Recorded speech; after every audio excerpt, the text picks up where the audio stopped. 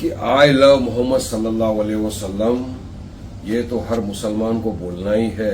ला इलाहा इल्लल्लाह मोहम्मद रसूलुल्लाह सल्लल्लाहु अलैहि वसल्लम, जब तक ये इंसान नहीं बोलेगा वो मुसलमान ही नहीं है। और आर्टिकल 25 कॉन्स्टिट्यूशन का इजाजत देता है हर शख्स को अपना रिलीजन प्रैक्टिस करने का। तो इसमें कोई जोर जबरदस्ती तो किसी को करते नहीं। ये बोलने से किसके दिल को ठेस पहुंचती है, किसको आहट होता है, कुछ नहीं। ये तो मैं बोलता हूं आपको कि देश का नहीं दुनिया का मुसलमान मरते दम तक आई लव मोहम्मद और ला इलाहा इल्लल्लाह मोहम्मद रसूलुल्लाह सल्लल्लाहु अलैहि वसल्लम बोलेगा।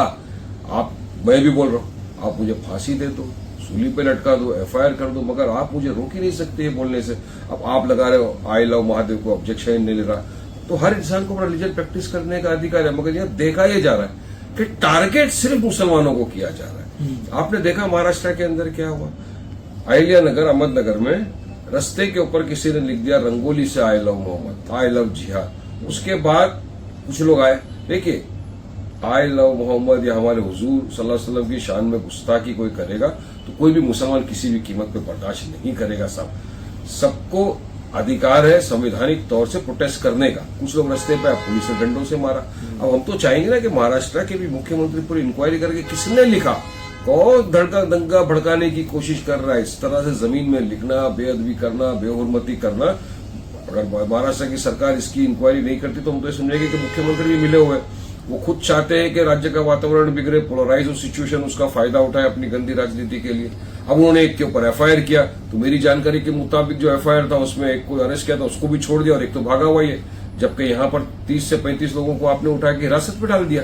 तो क्या सारे कायदे कानून देश में जो बने सिर्फ मुसलमानों को ही लगेंगे? क्या इन पे भी कुछ लगेगा? संविधान तो इक्वलिटी की बात करता है ना। यूपी का मुख्यमंत्री बोलता है कि उनकी डेंटिंग पेंटिंग करना पड़ेगा। संविधान की शपथ लेकर मुख्यमंत्री बने और बात इसी कर रहे, डेंटिंग पेंटिंग करना पड़ेगा, जहन्नुम में पहुंचा देंगे। अरे इस बात का कंडेम होना चाहिए, खंडन करना चाहिए। आपने उनकी डेंटिंग पेंटिंग की क्या जो फतेहपुर के अंदर मस्जिद में घुस गए डंडे और तलवार लेके? नहीं किया आपने। क्या गिरिराज जिसने फेसबुक के ऊपर पोस्ट किया उसकी डेंटिंग पेंटिंग आप करेंगे क्या? वो जो रोज JSR के नाम पे बेगुनाह बेकसूर मुसलमानों को मॉब लिंचिंग करके मार डालते उसकी डेंटिंग पेंटिंग होगी क्या? नहीं करते हैं वहां। कावड़ ये जो निकले यात्रा में निकलिए, हमको तो कोई आपत्ति नहीं है, मगर उन्होंने जो तोड़ फोड़ किया, होटलों में जा जाके, रेस्टोरेंट में जा जाके, चश्मे की दुकान को तोड़ फोड़ किया, गाड़ियों को तोड़ फोड़ किया, क्या आपने उनकी डेंटिंग पेंटिंग की क्या? नहीं। तो ये क्या है, सिर्फ मुसलमानों के खिलाफ इस तरह की भाषा का उपयोग करना असंवैधानिक तरीके, संविधान की शपथ लेके इस तरह के अल्फाज यूज करना। कब से योगी बन गए गैराज के मैकेनिक का काम है डेंटिंग पेंटिंग करना।